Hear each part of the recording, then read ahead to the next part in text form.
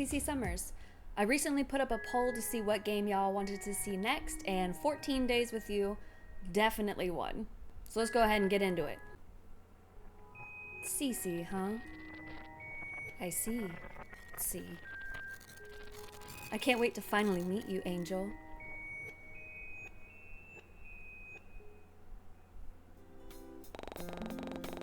And in other news, the remains of yet another body has been pulled out from Lake Blue Moss, making it a total of 4 unidentifiable victims this past year.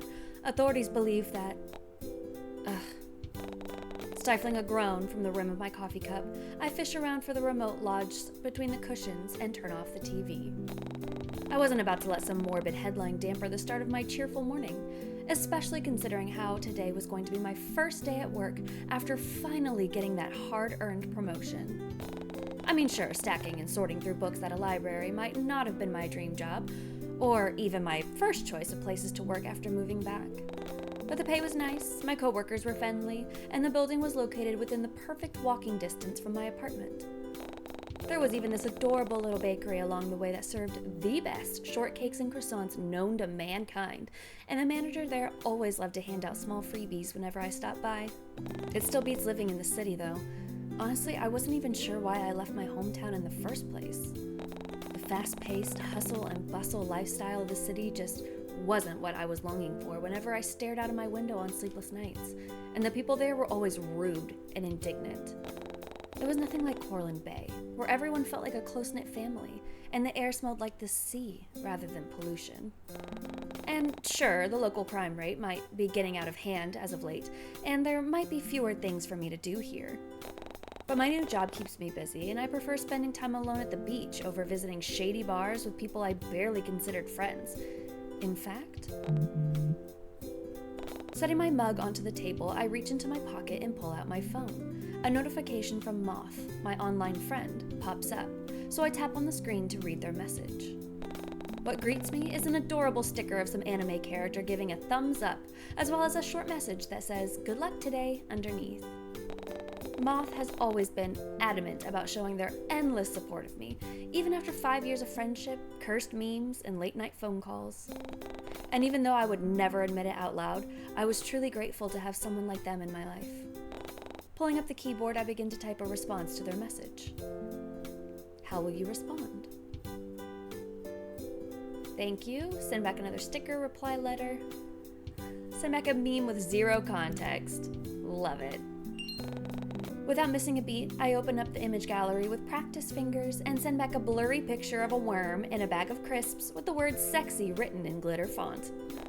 Not even 5 seconds pass before Moth quips back with a response of their own, this time setting their own cryptic meme of a frog sitting on a slice of bread.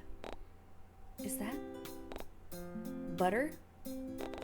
Before I can ask, a gray chat bubble pops up once more, indicating that Moth was still typing another message. By the way, did you see the latest AOG app? I heard Haruko got an outfit change. Spoil it for me. Did he really change his hairstyle as well? Attack on Giants, or AOG as Moth like to call it, is a popular anime series that we recently became obsessed with, and Haruko was the main character from the show. He was a sorcerer known for his shy and air-headed demeanor, and as of late, his hairstyle has become a trending topic within the community. Now that I thought about it, what hairstyle did Haruko have in the last episode? Well, I don't fucking know.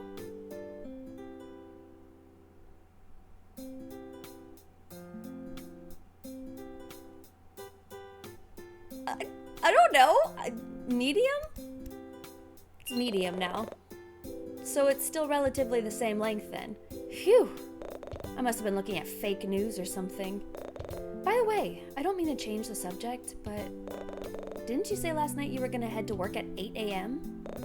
Because it's like almost 9:30 where you are right now. Right? Or am I just dumb and got the time zones mixed up again? Looking at the time displayed on my phone, I immediately let out a string of curses and leaped to my feet. Shit. Grabbing the coat I had carelessly strewn across the back of the sofa earlier, I quickly shrug it on before making a beeline towards the front door. Before I leave, however, I spare myself one final glance in the poorly hung mirror in the hallway. Hopefully, the outfit I chose was appropriate for my job. What style did you go for? I mean, I just got a promotion, right?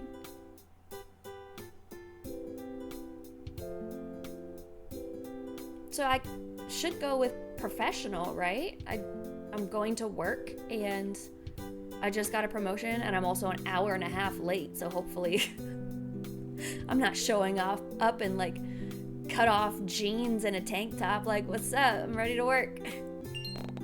Perhaps it's still because I'm in my impress my colleagues phase, but sometimes it's best to just wear something appropriate for my job. Tugging at the ironed out collar of my blazer, I give myself a small spin in the mirror to make sure that everything was in the right place. But enough of that. I can check myself out another time. Hastily, I smooth out the wrinkles and pick off any stray pieces of lint from my sleeves before I finally head out the front door, and almost catch my coat on the door handle in the process. With a grumble, I tug at the fabric of my coat before slamming the door shut with a little bit too much force than necessary.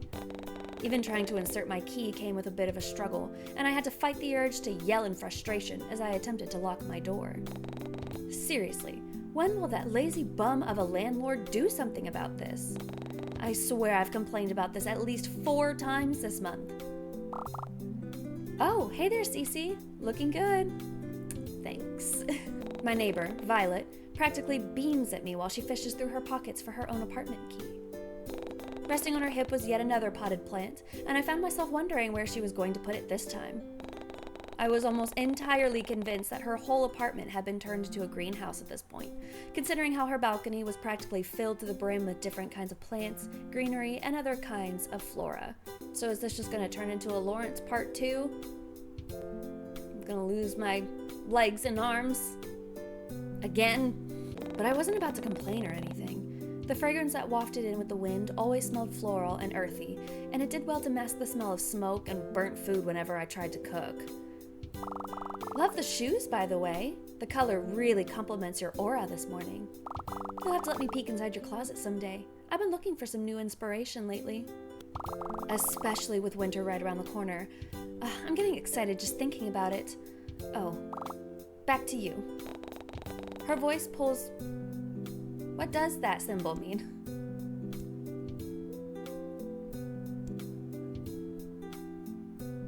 In my house spouse era, don't at me.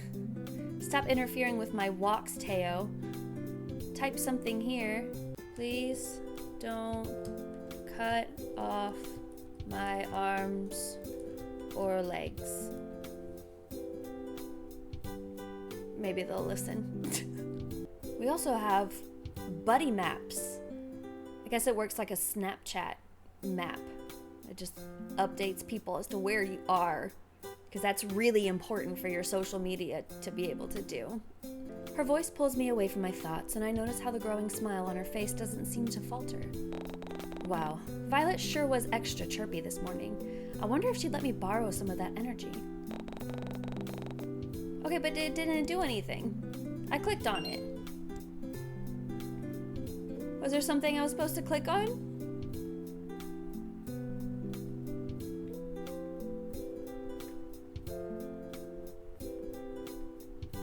I don't see anything.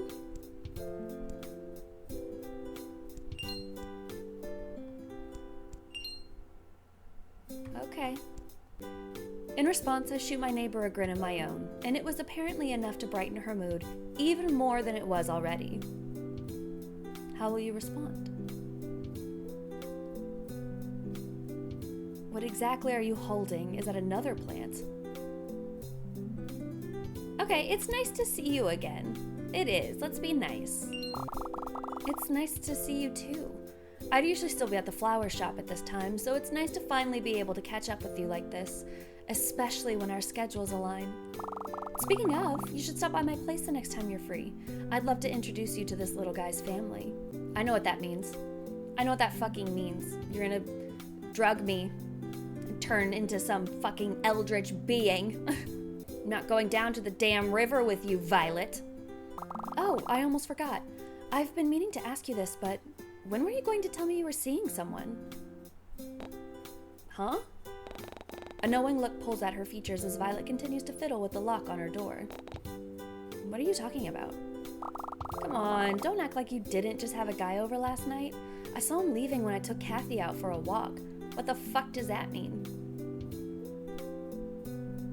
Someone was in my house? I'd be more worried about my neighbor taking her plants, named plants, out on a walk at night, but the thought of someone leaving my apartment seemed to set off way more alarm bells. I give Violet a concerned look, and she picks up on it almost immediately. You don't remember? Don't tell me you were drunk or something. Why would she jump to I was drunk rather than, oh, there wasn't supposed to be anybody in her house? With a huff, she gives up on trying to unlock her door. It seems as though we both shared the same problem with our apartment locks, and places her potted plant on the ground before slowly making her way towards me.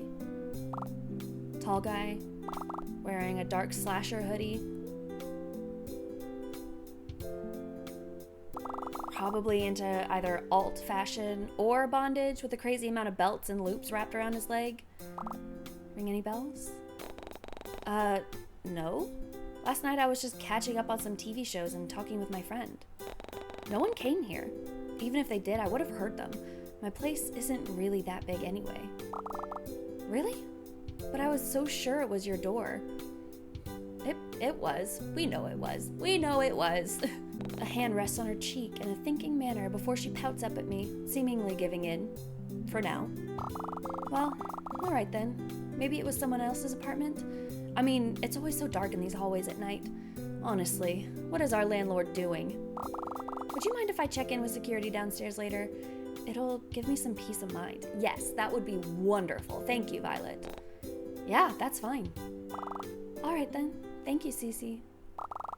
Well, I've got some plants to water and some MMOs to raid in, so... Violet lets out one last huff before she picks up her plant. What did she name this one again? And goes back to unlocking her door. Good talk, I guess. Even if it was kind of awkward. Was it awkward? I didn't think it was. Yeah, sure. See you later, Vi. Slipping past my neighbor and into the cramped hallway, I quickly make for the stairs. When will they fix that broken elevator? And break into a slight jog. Thankfully, the weather was cool today, and the shoes I chose weren't going to leave me with blisters by the time I reached the library. I'm very casual and calm for somebody who's an hour and a half late to work. The smell of old paper, coffee, and soft incense floods my senses as I step through the library's glass doors. The melodic chimes alert the woman at the reception desk of my arrival, and I watch as she tucks a strand of stray blonde hair behind her ear as she turns around to greet me. Good morning, Eleanor. Oh. She looks surprised for some reason before her expression morphs into a soft smile, and she beckons me closer with a nod of her head. Eleanor is one of my coworkers here at Corlin Bay Library, and one of the very few people here who actually gets the work done. Although she's notorious for being rather scatterbrained, she more than makes up for it with her caring and doting attitude towards everyone. But her nurturing personality can get rather overbearing at times, and I often find myself having to step away to get some breathing room. Nevertheless, she's charming to work with, and I appreciate her always looking out for me. After all, who knows what my sleeping schedule would have looked like without her help. Cece, just on time. I printed out your... Wait, where did I... Her expression turns into a slight panic as she spins on her heels, and I silently watch with amusement as she shuffles through the various books and stacks of papers lining her desk. Where did I leave it? Ah, here it is.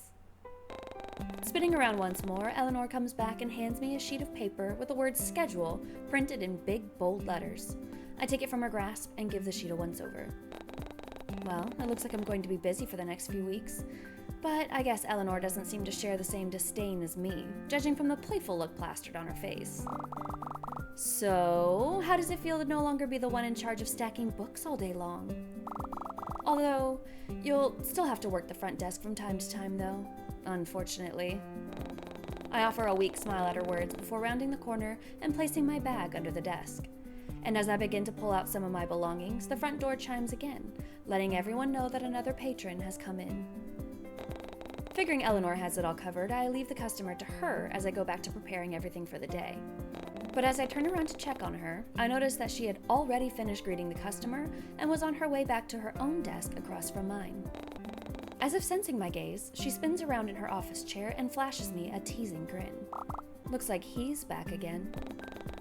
Eleanor gives a soft chuckle as she inclines her head in the direction of the person she was talking about. You know, that new guy? I don't know when he started showing up here in the Bay, but he always comes in and rents out the books you recommend on the display window. And if I didn't know any better, I'd say he has a little crush on you. Especially with that outfit. I don't know about him, but I think that blazer looks great on you. Thank you. Snorting, I push Eleanor's office chair so that she's facing the other way and focus my attention back to the papers in front of me. What was with everyone today? Always smiling, gossiping about other people, and meddling in business that wasn't their own. Has there been a lot of people meddling in business that isn't our own? I mean, I guess our neighbor asking us about seeing somebody is meddling in business, but now we know someone's breaking into our house, so I'd be kind of grateful for that part. It was bad enough that I had to deal with a potential intruder, but I doubt my deadbeat landlord was going to do anything about it. I might need to buy a stronger lock on my way home from work, maybe even some kind of alarm system. But would the store still be open by then? All of a sudden, I get pulled backwards as Eleanor playfully wheels my chair around and leans over my shoulder to softly speak in my ear. Would you look at that? Lover boy in aisle 8 needs some help, it seems. She nods in the direction of the red light flashing above the bookshelves, signaling to the staff that someone in that row needed assistance. With a sigh, I reluctantly stand up and make my way over. I already knew for a fact that Eleanor wasn't going to go help him herself, so begrudgingly I begin to make my way towards aisle 8 alone. I knew better than to glance back at her, though, knowing full well that my teasing coworker would be sporting the biggest grin on her face at my misfortune. Ducking around the corner and into the aisle, I was immediately met with a broad backside that was covered by what had to be the comfiest looking cardigan I'd ever seen. The person whom it belonged to, however, hadn't seemed to notice me yet, so I awkwardly clear my throat and absent-mindedly shift my weight from one foot to the other.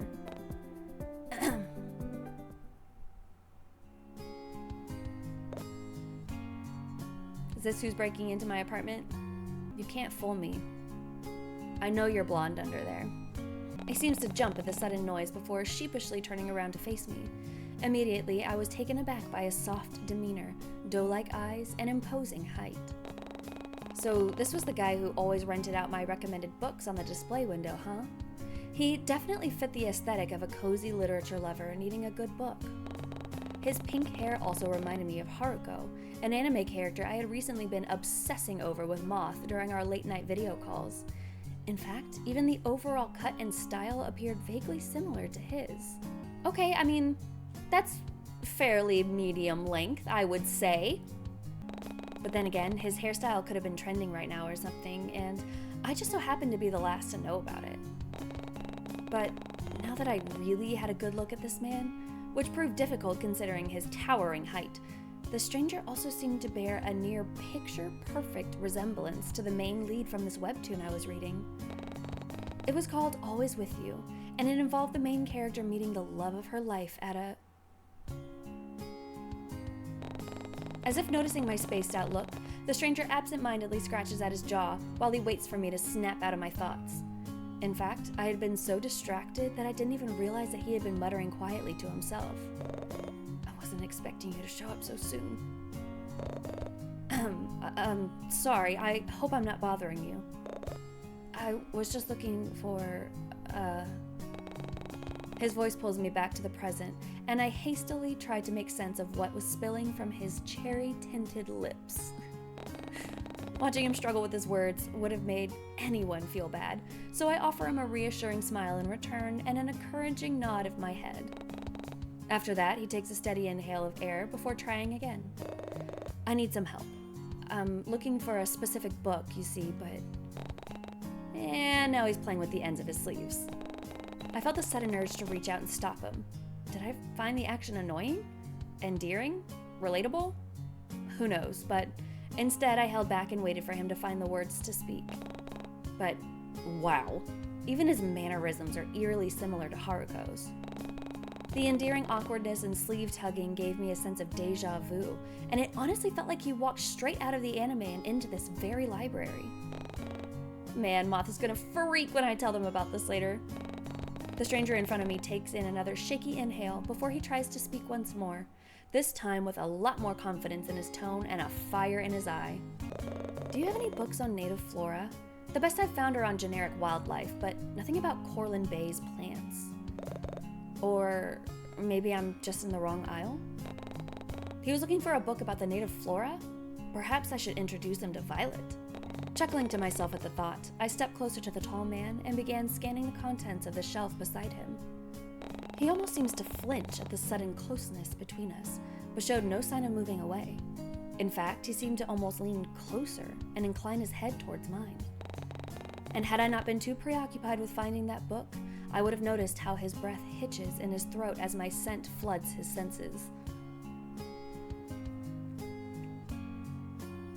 Okay. No, you're definitely in the right aisle. Those kind of books are just more hidden, I guess. I step past him this time and make my way over to the lower part of the shelves. Absent-mindedly, I run a finger against the spines of each book until I come into contact with one book in particular. Then, bending over slightly, I pull the book from the shelf and give the cover a once-over before offering it to the man behind me. Is this what you're looking for? Too preoccupied with the misplaced book on the bookshelf, who brings cookbooks to the nature aisle?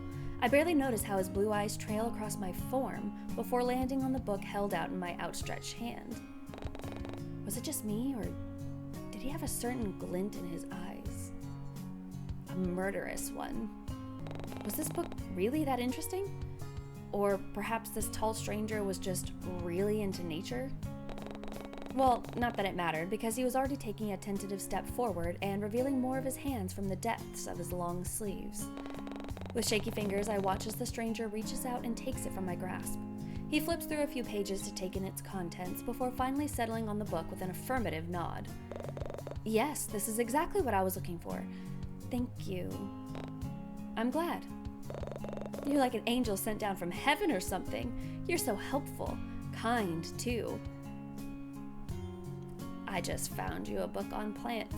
It's not that big of a deal. What? What? Oh, I didn't... Did I say that out loud? I didn't mean to. Oh, that must have been so weird. I'm so sorry. He looked as though he was about to cry now, so I hastily threw up my hands in a comforting manner and shot him a reassuring smile. Hey, it's fine. No need to freak out. I wasn't expecting someone to say that about me is all. Really? Well, I think it's true for what it's worth. You really are like an angel. Huge and circular and full of eyeballs. Thanks? Figuring that was my cue to leave before things got awkward. I gave him one last friendly smile and subtly glanced back towards the front desk. But the eccentric man showed no signs of moving. Instead, he just looked down at me expectantly. Did he want to continue the conversation? It seemed unlikely as he didn't say anything. He simply stared at me. Awkwardly, I clear my throat for what had to be the millionth time today and gesture vaguely to the reception desk behind me. Well, if you don't need any more help, I should... This is just getting weird now. Should I even attempt to continue this conversation or just leave? I mean, it would seem rude to just walk away abruptly, especially considering how he's, apparently, a regular patron in a library I worked at, but he wasn't making much of an effort either. So, what should I do?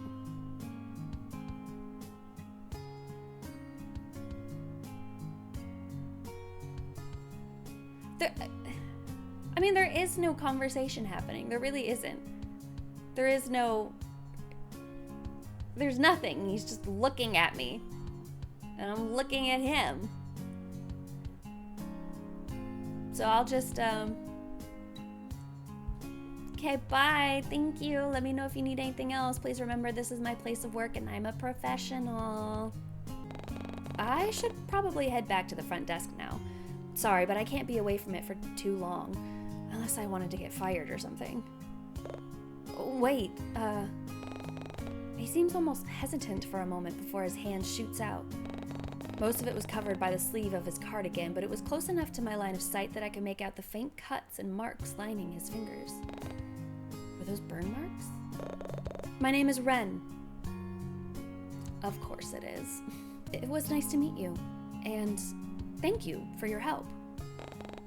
Oh, was he introducing himself? In that case, I take his outstretched hand and give it a gentle shake. His breath seems to catch in his throat at the contact, but he disguises it by clearing his throat awkwardly. I'm Cece. It's nice to meet you too, but I really do need to get back and... Say, are you busy later? I'd love to thank you for helping me find this book. Seriously, what was up with this guy? One minute he's shy, and the next he's bold. It was almost like he was putting up several fronts to see which one I responded to better. Actually, I'll be busy this afternoon. I need to buy a new lock for my apartment. Do you buy your own locks for an apartment? I was never allowed to just buy my own locks for an apartment. A new lock? That doesn't sound good. Can I ask why? I guess it wouldn't hurt to tell him. I mean, what was he gonna do? Personally show up at my doorstep and test the new lock himself? Nonsense. Nonsense. Apparently someone broke into my apartment last night and I didn't notice. I don't think they stole anything, but still, it's creepy. I figured it's best to be safe than sorry, you know? Yeah, but it sounds like instead of a lock, you just need to jump the scumbag when they least expect it and beat him up to teach a lesson. Yep. I didn't even know they were in my house, but this is definitely the way to go. Stay up all night if you have to. Really get the edge on them. I couldn't help but let out a genuine chuckle at his suggestion. If I had to choose, then this would have to be the side of him that I preferred. He seemed at ease, and his words weren't as forced or awkward. Yeah, and who's gonna be the one to beat the guy up at 3 a.m.? Because last I checked, I'm not really the type to go around throwing punches at people I don't know. And definitely not before the sun is up and shining. I could do it for you. Are you gonna hit yourself? You're gonna punch yourself right in the face? You? But, I mean, we don't even know each other that well, and that's fine. I could tell you all about myself on the walk there. No, you're not coming to my house. No. My whole life story and everything. When I was born, the school I went to, how many cute librarians I've met. Which happens to be one so far. Before I can even comment on his sudden confidence, Ren seems to pick up on my discomfort at his choice of words, if it even was discomfort that I was feeling, and hastily backtracks. Hey, or not, I was just messing around. I didn't mean to make you feel uncomfortable. There it was again, that subtle shift in his personality. But now that he mentioned it, would it really hurt to invite him to my place for the night? Yes. Yes, this man is a perfect stranger. We have no idea who he is. We don't even know if his actual name is Ren. He definitely looked like he could handle himself in a fight, his contrasting outfit aside, so maybe it wasn't so bad of an idea. It's a horrible idea. No, no, no. Do not come. You are not spending the night with me, stranger. No, no. I just don't know you well enough for that. Why am I even taking what he said seriously? Like, if somebody that I did not know was like, oh yeah, well, I could come and beat up this guy for you, haha, I'd be like, ah, ha, ha, ha, that's funny. And then just move on with my life. I would not entertain it, even a little bit, because that's ridiculous. No, I totally get it. I don't know why I suggested that in the first place. Me fucking either. Great. Now it's back to being awkward again. Well, anyway, where is she? Cece? Ah, there you are. Someone at the front desk is looking for you and... Oh, sorry, are you busy right now? I can... Impeccable timing as always, Eleanor. No, it's fine. I think everything is already handled here, right? He's so mad. I give the two of them a soft smile before making my way towards the reception desk. But as I pass Eleanor, I gently clasp a hand on her shoulder and shoot her a playful look of my own. If you need more help, I'm sure Eleanor here can assist you. She loves helping others, right? As I turned to leave, I barely missed the way Ren's eyes zone in on my hand resting on Eleanor's shoulder. Hours seemed to pass by in a blur, and soon enough, I find myself resting up in the employees' lounge. My mind drifts back to the guy from earlier, and I couldn't help but wonder what happened to him afterwards. Did he rent out that book I offered? What about my recommended novel of the week? Ren surely was strange, to say the least, but I had to admit that he did seem kind of cute with his oversized cardigan and timid demeanor. He still gave me off-putting vibes, though, especially with his ever-changing personality. And if I had to be completely honest, that shy and timid persona that he displayed felt rather forced to me. It was almost as if he saw it on TV or something and wanted to try it out himself, and I just happened to be one of his first victims. But who was I to call him out for it? That was his business if he wanted to act all shy and demure. Cece, everything all right? It's not often I find you in here at this time. Conan, my boss, startles me as he suddenly appears in the entranceway. Everyone saw him as some kind of blessing to this institution, because the moment he showed up, all forms of trouble seemed to disappear overnight. These low-life teens started causing chaos elsewhere, and the rumored gangs became few and far between. At first I thought he might have been linked with these criminals because of his intimidating gaze and facial scars, but then I got to know him better and found out that he held a massive soft spot for those dear to him. Though, much like Eleanor, Conan felt more like a father figure with how much he fretted over his staff and their well-being. I mean, he literally installed a new air conditioner and water dispenser last week because one of his employees fainted due to heat stroke. It wasn't anything too major, but it was nice to know that our boss was considerate enough about the people he hired. I doubt I could say the same about my old job in the city. I mean, after somebody passes out from heat stroke, you went ahead and installed a new air conditioner? And that's where our standards are? That's where our bar is? We've had some pretty fucking stellar jobs in the past, haven't we? Conan was also nice to chat to whenever I went on my breaks, and would always encourage me to take as much time as I needed before I returned to my desk. But after realizing that I had, once again, been spacing out, I pulled myself away from my thoughts and turned to offer my boss an acknowledging smile. Yeah, I'm fine, just taking a short break. I'll be out there soon.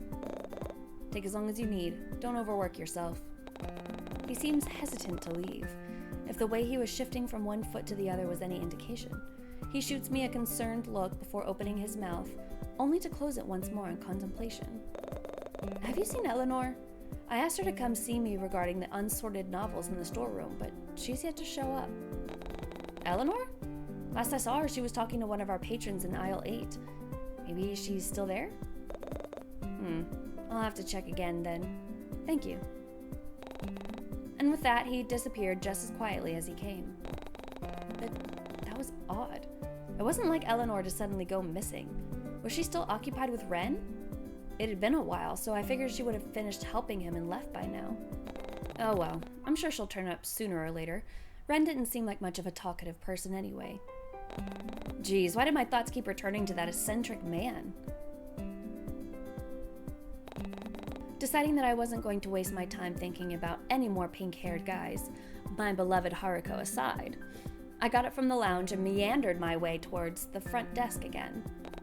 But once I arrived, I immediately noticed that my chatty coworker was still nowhere to be found. It was just like my boss had said. Eleanor wasn't anywhere to be seen, and it wasn't like her to leave the reception desk unattended for so long. Maybe she managed to knock over a pile of books again and was busy cleaning it up? It certainly wouldn't be anything out of the ordinary for her. Well, whatever. I'm sure she'll turn up again soon. The impact from me plopping down into my office chair causes some of the papers around me to rustle, and a bright pink sticky note fluttering around captures my attention. Assuming it was left here by Eleanor, I peel the folded note off of my computer screen and read it. You can throw this away if you want. Unfolding it read the following. XX, XXX, XXX, XXX. That stuttering guy from aisle 8. Did Ren leave this note? And was that his number? I had to admit, he was really a persistent fellow. And before I could allow Eleanor the chance to manifest behind me and to tease me into Kingdom Come, I pocket the note and go back to sorting through the stack of returned books left on the desk. While walking home from work, I couldn't shake off the feeling that someone was watching me from behind. Yet, every time I turned around, no one was there.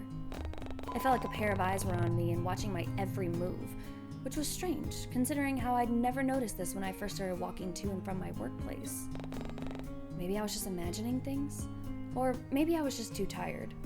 Rolling my eyes at my own paranoia, I continue on my walk, but I didn't make it that far before... Cece! Heyo! I could recognize those boisterous voices anywhere. The first one belonged to Jay Hune, the guy I had met during my early days at university. He sat next to me during the first few days of orientation, and even offered to lend me his phone charger when my battery started to run out. He's a fun guy to be around, though his extroverted and energetic personality was often hard to keep up with. But Leon, the other guy awkwardly hanging off of Jay's arm, was a different story. We'd practically known each other since we were babies, but he moved away from Cortland Bay when we were still in elementary school. I wasn't sure when he moved back to the Bay, but it was great knowing I'd be able to see him again. I just wish I could find the time to hang out with him just like we used to. But I was always busy with work, and he was always busy playing volleyball and taking care of his sick mother in the hospital. Before I knew it, I was being pulled out of my thoughts by Jay's bubbly laughter. Hey, still with us? Hey, Cece, finished with work? We were just gonna head over to Club Shoreline. Do you want to come? I'm sure Leon wouldn't mind paying for you as well. Boy, I don't mind paying for her, but who said anything about paying for you? I did, just now. Thanks, Leon, you're the best. I don't miss the way Leon rolls his eyes at Jay's antics before settling his gaze on me once more. Do you want to tag along? I really don't mind paying if you do. Sorry guys, as much as I'd love to, I'm kind of drained from work. Maybe another time though. Hey, no worries, Darl. Darl? Just make sure you take it easy when you get back home, yeah? He shoots me a considerate smile before throwing an arm over Jay's shoulder. Well then, if you'll excuse us, I gotta find a way to get this knucklehead to cover his own entry fees. We can all catch up another time, okay? I watch as they both throw a carefree wave over their shoulders as they both head off in the direction of the nightclub a few blocks down the street. It was nice to see them again, especially since I had been so preoccupied with moving back home and settling in. It didn't feel like that long, but 2 months was a long time, and I somehow couldn't find a single chance to hang out with either of them yet. Oh well, there's always next time. Putting those thoughts to rest, I start making my way back home once more.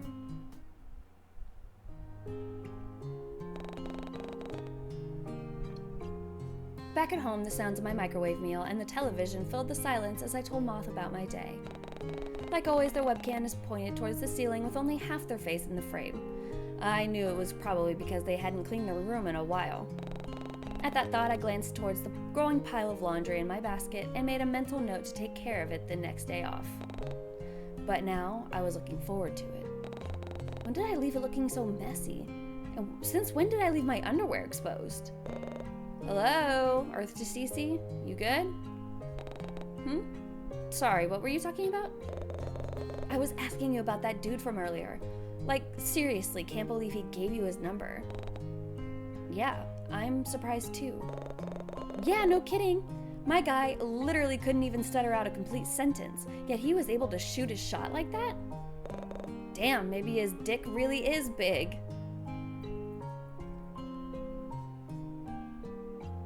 I guess. Moth! What? I'm just saying. But you'll let me know, right? If it really is big?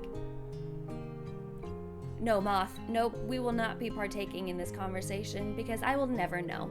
I will never know. I'm hanging up on you. Okay, I'm just kidding. But for real though, did you text him back? No. I thought you were supposed to make them wait a day or something. I don't want to seem too eager. So you're saying you're eager? Attention, everyone! She's eager as hell. And for a guy who doesn't even know how to grow a backbone. Ugh, I'm not saying anything, but your neighbors will if you keep shouting like that. Yeah, okay. Look, if it were me, I'd text him back as soon as possible. Maybe even give him a call instead if his voice was as submissive and breedable as you said it was. I literally never said that. If that's what you want to believe. Damn it, their laughter was contagious. Why are you still talking to me anyway? Go call up your precious little Haruko 2.0. I got some webtoons I need to catch up on anyway. Oh, speaking of webtoons, did you read the latest chapter for Always Wi- Alright, I'm hanging up now. See ya, Cece. With a sigh, I watched the green call button turn red. Moth had always been terrible towards my impulse control, but I adored them either way. Spinning around in my chair, I glanced over my phone charging on the nightstand and decided to listen to Moth's words after all. Plopping onto my bed, I scoop my phone up and unlock it. I navigate the Messages app easily and open up a new contact to enter Ren's details. A moment seemed to pass as I blankly stared at his number on the screen, and before I could let myself stall any longer, I finally decided on what I should do. Okay, we're just gonna text him. So what if it was almost 11 at night? Before I can give myself time to rethink, I shoot Ren a short text explaining who this was and to ask if he enjoyed his book. There, that should do it. The response was almost immediate as my phone screen lights up in my hand, and I quickly open up my message app to check again. Hi, Cece. Yes, I'm reading through it right now. So far, it's really good. Exactly what I was expecting. God, even the way he typed seemed adorable. Hope this isn't weird or anything, but I was kind of hoping you'd text back, and I'm glad you did, so thank you. That's kind of weird, not gonna lie. Alright, let's see if he gets my humor. We'll send him a meme. Without thinking, I send Ren one of my memes I had stored on my camera roll. And it barely takes him 10 seconds to reply, sending back a laughing Haruko sticker and a heart. Oh, he knows about Attack on Giants? Before I know it, my phone is buzzing in my hands once more. Hehe, that's very funny. Can I save it? You don't need my permission. It's your phone. I saved it. By the way, I was wondering if you were free tomorrow. I still wanted to thank you for helping me find that book. Wow, was he serious?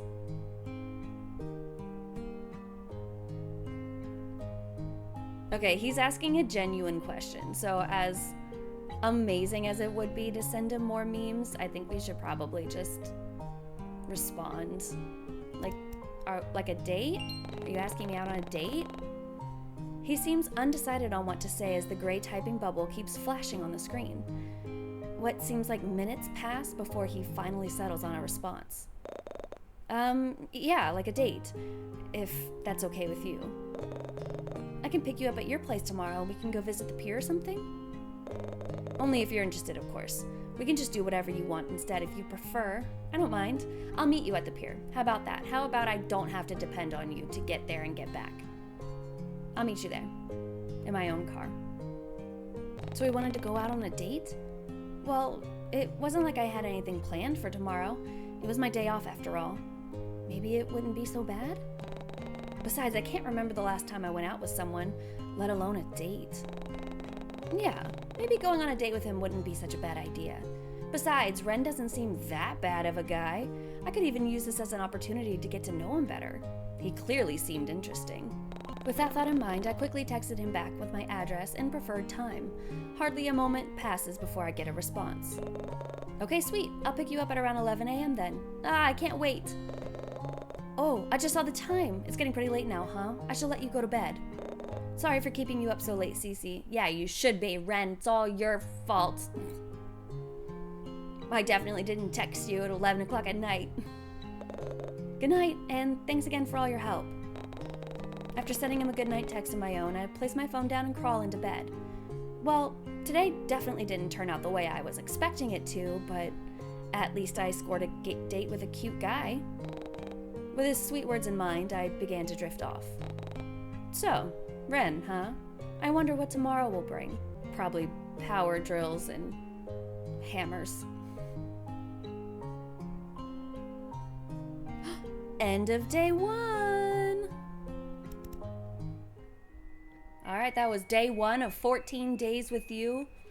Look at him. He doesn't seem like he's gonna be a bad guy. Please do not invite strangers that you have just met over to your house to spend the night. Not a good idea. Not a good idea. Don't do it. And I will see you next time.